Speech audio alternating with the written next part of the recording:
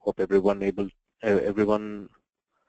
can listen to me. I guess I'm audible. In case if you have any questions, we can have a question and answer session at the end of the webinar session.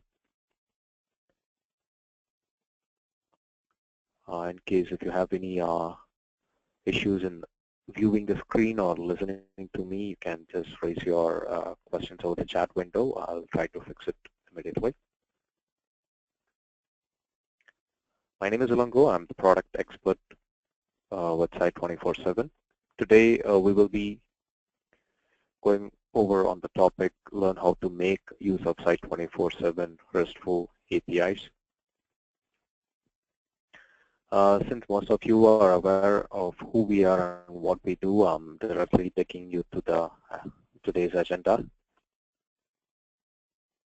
So Site24x7 API agenda. So we will be architecture, the HTTP methods. So the 4 HTTP methods that we are doing and the response that we support. So as you are aware that RESTful API is an application program interface with representational state transfer, which is a browser readable language that uses HTTP request to get, put, post and delete data. So if you are unaware, so get used to retrieve the details of the records like monitors, configuration profiles, alert contacts, etc. Whereas put helps you to update or edit the record. Post helps you to create a record, and delete helps you to delete the record completely. So, I mean, in case if you want to add a monitor, you do not have to get into the client. The Site24x7 APIs will help you to create a monitor or delete a monitor, or update a monitor, or even view the status of every monitor with the help of APIs. And we support the JSON format. Earlier, I mean, we are looking at API version 2. Earlier we had version 1 which supported the XML format. Now we are supporting JSON format in API version 2.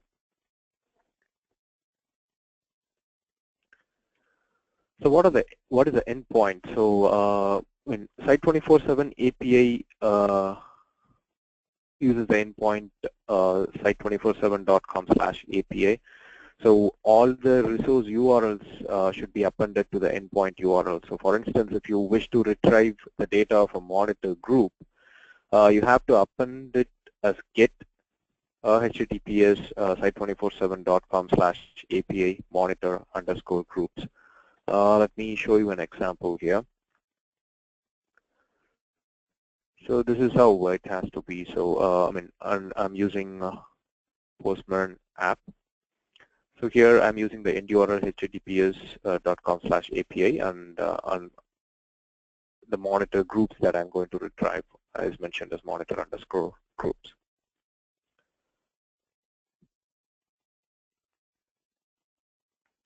So the next thing which is important for API apart from the call is auth token.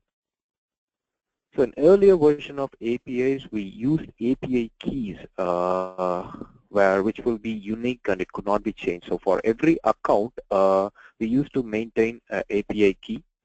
So you can use the API key to add or delete a monitor, I mean, which will work as an auth token earlier version. After following single sign-on authentication with Zoho accounts, our latest API requires auth tokens for any operations using API. So this auth token is one-time generated, and it could be deleted or changed in Zoho accounts as per the requirements. Let me show that as well.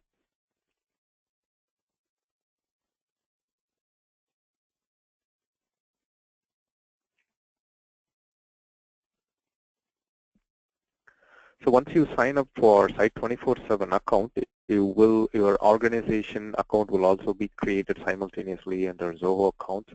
So when you get into Zoho accounts, you'll be able to see the active auth tokens.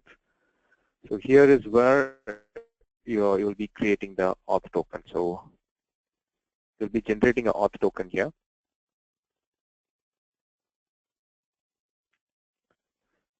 So under admin, developer, API, you have an option for manage auth token. It will directly take you to Zoho accounts. So here you can create your own, here you can delete or manage your own auth token here. So you can delete it in case if you want to revoke the auth token that you have generated.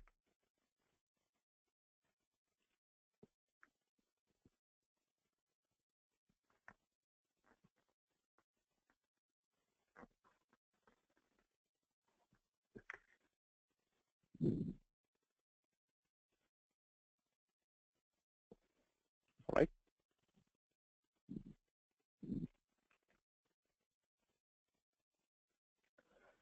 So this auth token is used here. So the authorization, I'll be giving, so you have to give the header value. Under authorization, you'll be mentioning the Zoho auth token, whatever you have generated. So what are the HTTP status code that we support? So the status code, whatever you receive, resembles the operation that you do. So 200 says that operation is successful, which is okay. And 401, in case if you are receiving the status code as 401, it relates to invalid auth token. 404 relates to resource not found. For instance, if you are trying to retrieve a monitor group that is not at all configured, or if it has a spell check error, not only the monitor group, let it be a resource check profile or location profile, whatever. The profile that you have generated, but you are trying to enter the value as incorrect, and if you are unable to find the resource, then it will be given as a resource not found. And 500 internal error in case if any security check is disabling, it's not allowing the API to pass through, it will be getting a 500 internal error code. So this is the JSON response format. So we'll be able to see the code 0, what is the code, and the message if it is success or not, and the data within the braces. So the message gives you the message of the API operation. The code mentions the error code that you are obtaining as a response. The data gives JSON value of requested resources, array of object for a list of resources, or as object for individual resources in regards to the request that we made. So this is the API for monitor groups. I've entered the endpoint URL and the auth token, and I'm just clicking send.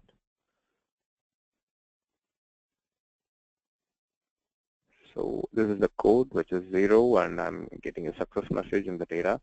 So these are the monitor groups that I have. These are the monitor group IDs that I have, and its display name and everything. Monitor group ID and the display name of the monitor group and the number of monitors under this group is mentioned here.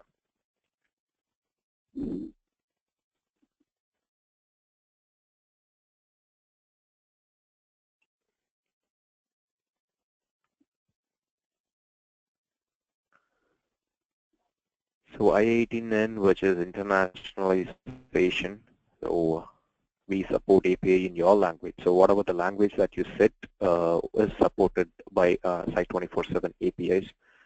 So we can set the language over here.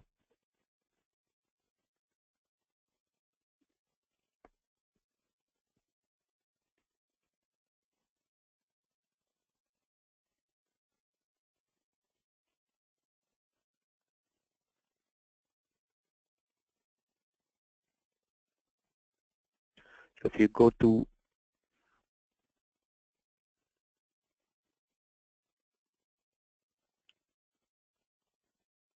your account settings under admin, my account, you have the option to set the language for web client.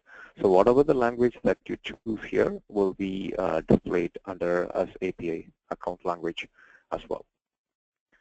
So you can get the error message based on the language that you have set under account of admin page.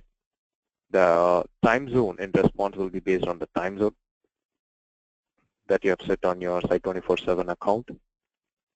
So here you can set the time zone. Here, on this account I have PDT. The time values will be internationalization format. So you can easily convert to different time zones based on the year, month, and date, and the hour, minute, and seconds. So it is not specific to any country. It follows international standard.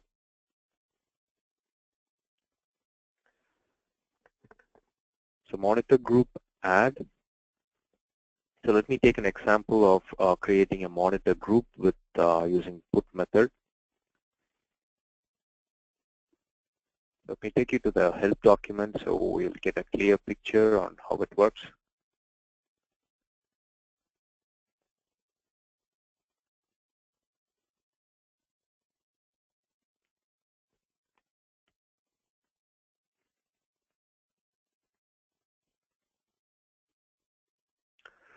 So this is how you create a group here.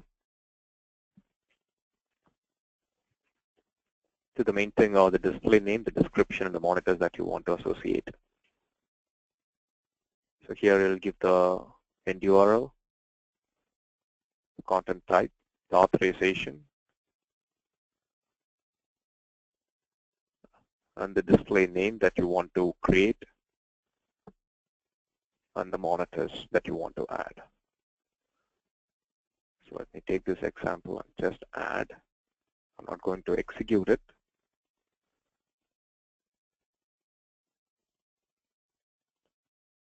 So this is the one. So here the monitor group is added, the content type, which is application JSON, and authorization. I'm giving the auth token.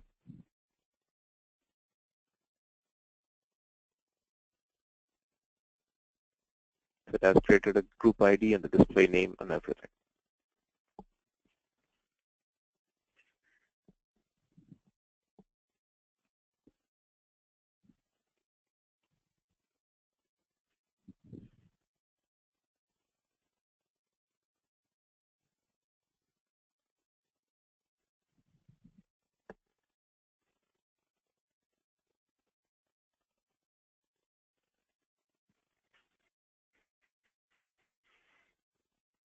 We can also add the monitor group for agent-based server monitors. So, in case if you have an agent-based server monitors, you can also add them with the help of API, not only the monitors that you're adding in cloud. This is the API call to retrieve a monitor.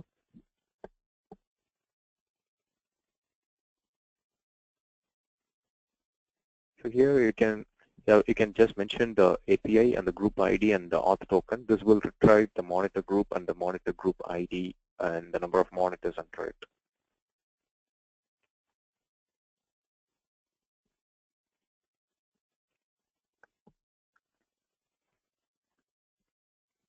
So the display name of the monitor, the server type. This is applicable for the server monitor. So here you have to mention the server type, whether it belongs to OS, Windows or Linux, the host name, the name of the server, the IP address of the server, and the state, whether it is active or suspended. These details can be retrieved. And the delete monitor will help to delete the monitor. So you have to simply enter the group ID and the delete code and the authorization that will delete the message. Delete the monitor with a successful code.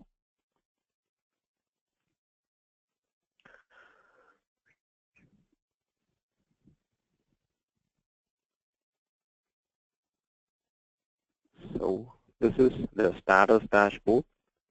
The status dashboard, you can see the status dashboard on your home screen. What you are seeing here will be the status dashboard. So whenever you go to a home tab, you'll see the status dashboard. So you can get the status of your monitors. Every particular, a group of monitors or a number of monitors. You can get its status with the help of status dashboard API. So here you have to mention the group and the group ID, and it'll display the data an array of objects. So how many ever monitor you have, those monitors data will be displayed over here.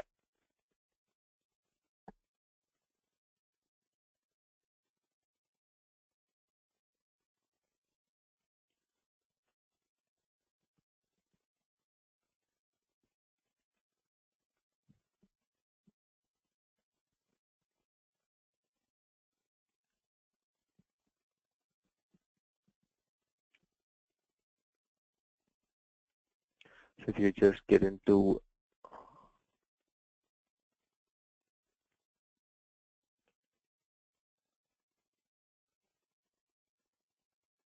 the subscriptions,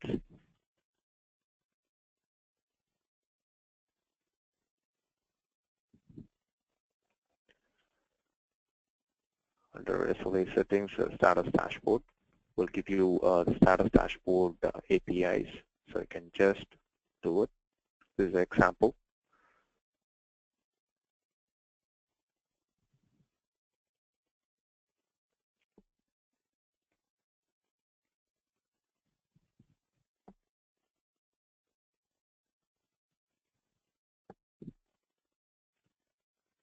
So here you'll be able to see the down trees and the downtime duration of every monitor. So these are the status code. So if you are receiving a status code of 0, the monitor is down. 1 is for up, and 2 is for trouble status. And if your monitor is under maintenance, you'll be able to see number 7. In case if you have suspended the monitor, or if you have deleted the monitor, the status will be 5 and 3, but you'll not be able to see the status. This is just for your information. I mean, see the status 5 and 3.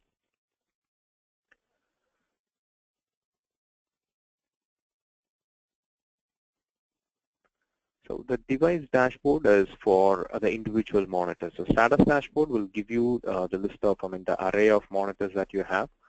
Device dashboard is for individual monitors. So you'll be able to see the individual performance. For instance, if it is for a website, you'll be able to see the response time, the availability, and everything. Let us take the example of a server monitor. So you'll be able to see, you'll be able to see the metrics that are captured by the server monitor. So here you have to mention the current status API. Here you can create your own status dashboard and everything. I missed to do that.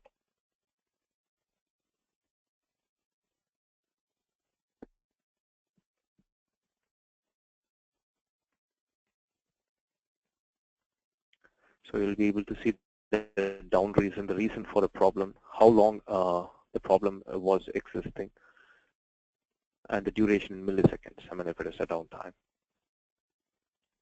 You can also get the agent info, the server monitor agent info, the server version, and the IS upgrade available. If there is any upgrade option available, you will be receiving as true in case if it is, because you'll be able to see the upgrade option from the client itself.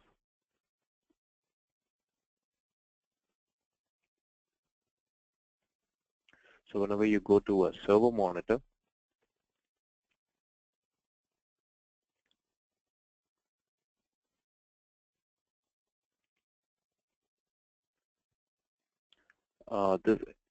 this shows the agent, a new version has been released. So this details will be given in the API as well.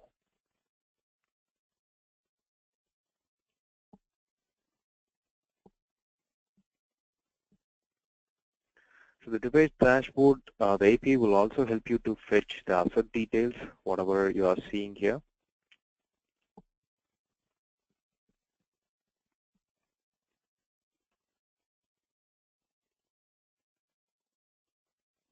So the asset details, whatever you are seeing on the device dashboard of a server monitor, can also be retrieved.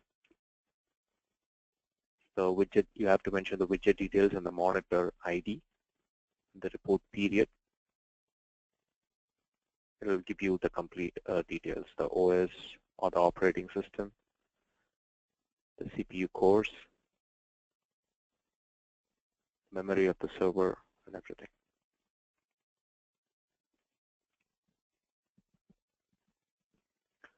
So this is the device dashboard for events and logs here.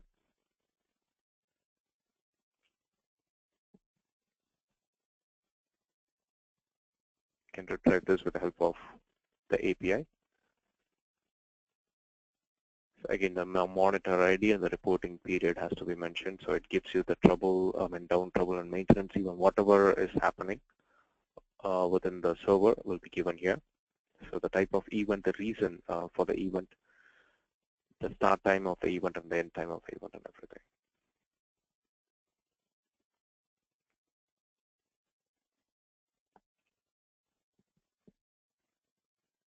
So there's a report time period constant. So number one has to be mentioned for last 24 hours, two for the past 1 week, and number 5 for 30 days. And for today's report, you have to mention 3, and for this week, from Monday to Sunday to Saturday, it has to be 11, and for the month, it will be 13. You can also get the details from the help link here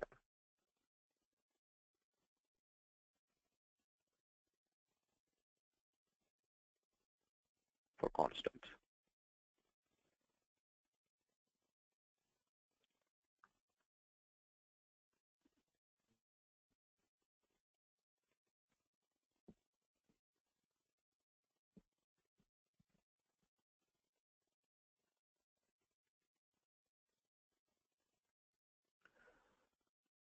Right. So on the device dashboard for CPU utilization, I guess you're aware where you can get the CPU utilization here. So you'll be able to see that under the summary.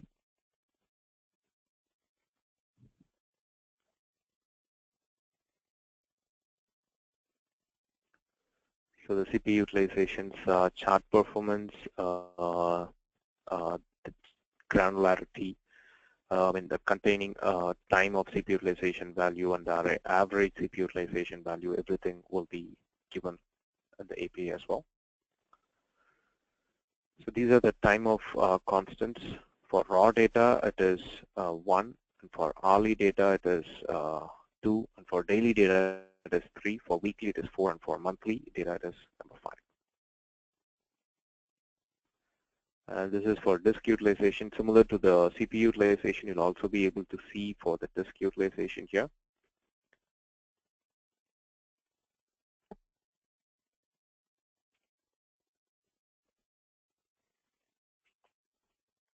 So here you have to mention the performance, again, the monitor ID and the overall disk utilization, the granularity. So if you want to mention if it is for 1 for raw data, and the data will return an array of average value for the disk utilization. The disk utilization. You'll get to know about the free space and the use space and everything. The disk utilization by each disk MB. So here you have to mention the disk name, the name of the disk, and the disk free space and everything will be listed here. So this is where the disk partition details are available, and you'll also be able to get that with the help of APIs. Right, so I've taken an example of server monitoring, and I've given you the details on how to configure a monitor group and retrieve a monitor group and retrieve the data of server monitor. So this is pretty much about today's presentation. Let me see if we have any questions. Thank you.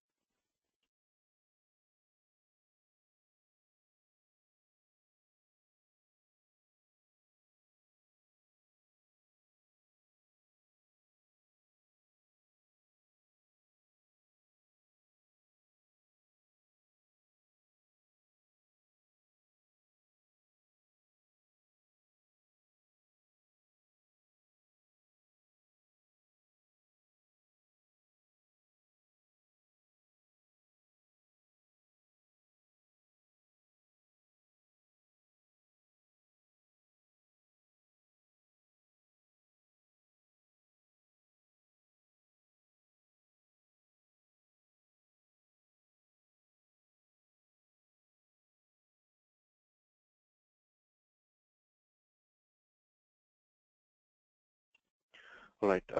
The first customer is inquiring about the pricing. Is there any separate charge for using the APIs? So the APIs are, it's an add-on service with Site24x7, so there is no separate pricing for API. So once you subscribe for an account, even if it is a free account, you'll be able to use the APIs of Site24x7. The customer is asking about, let us know the use of put and delete method. Yeah, absolutely. So a put method is used to edit, update the monitor. So in case if you have created a monitor with the help of post method, and if you want to change any value in it, for instance, let it be a website monitoring, you want to change the polling frequency, or if you want to change even the URL, you can go with the put method.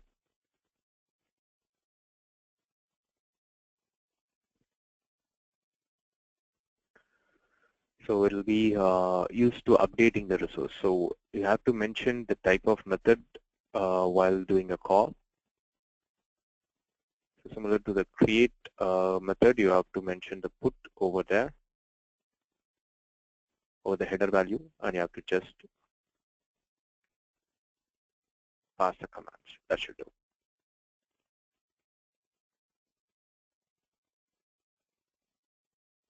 So here you can see the put method.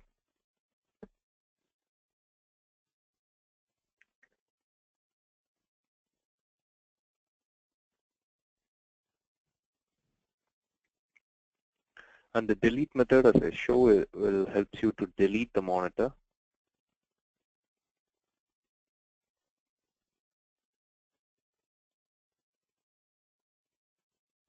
Here you have to mention delete.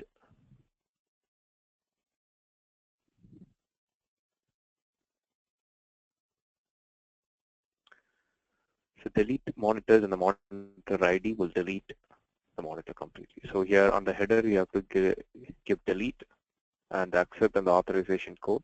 So that will delete the monitor ID that you're mentioning here from the database.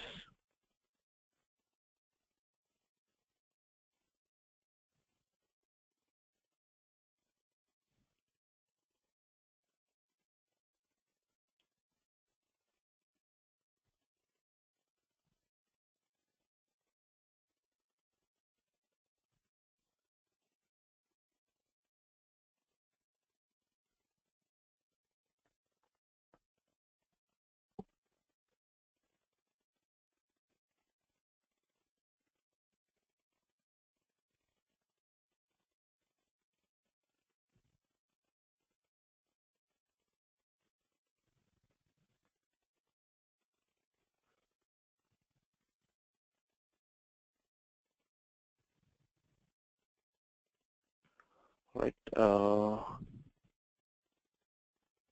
Next question.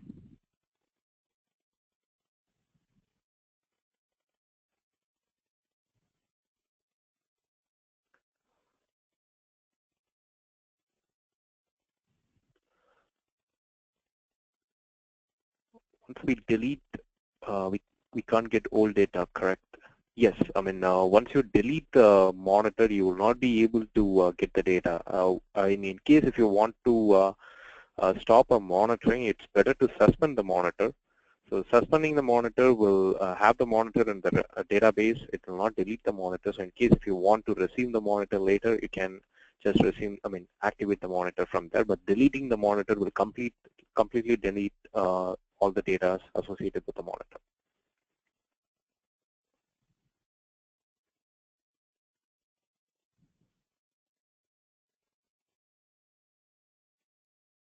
I have limited monitor back, and using auto scaling old, one shows us down.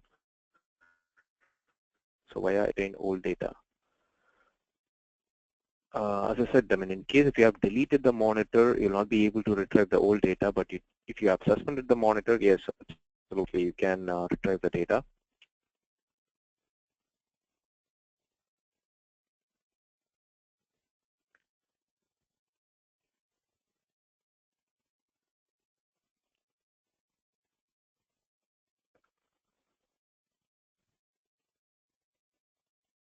One of the customer has asked, poll it for every 5 minutes and send us alerts if it experiences any slowness or URL not available. I'm not sure. I guess you're asking whether, polling your website every 5 minutes will cause any slowness to your website. Absolutely not.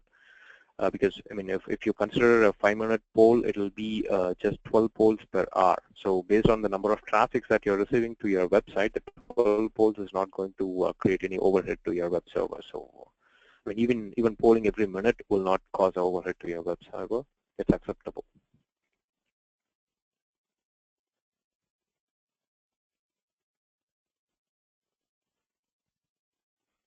Right. I have more questions coming up. This is a 30-minute session, and it's we are already we are already 30 minutes now. So I thank you everyone for your patience on the session. I'll be answering your questions, whatever the questions that you have raised over the session. I'll be answering your questions by email as we are running out of time. This session will be updated in our webinars page, site247.com/webinars. You can webinars.html. So you can see the upcoming webinars, and you can see the recorded completed webinars here. You will be able to see the recording as well as the presentation. You can just get it from there. In case if you have any technical queries, you can raise your questions to support@site247.com. We'll be more happy to help you. And any feedback regarding the webinars, you can send it to webinars@site247.com. Everyone, I'm sorry if I'm not able to answer all your questions right now. I'll be sending you an email for your patience throughout the session. I hope the session was a little informative. Thank you, and you have a great day. Bye-bye.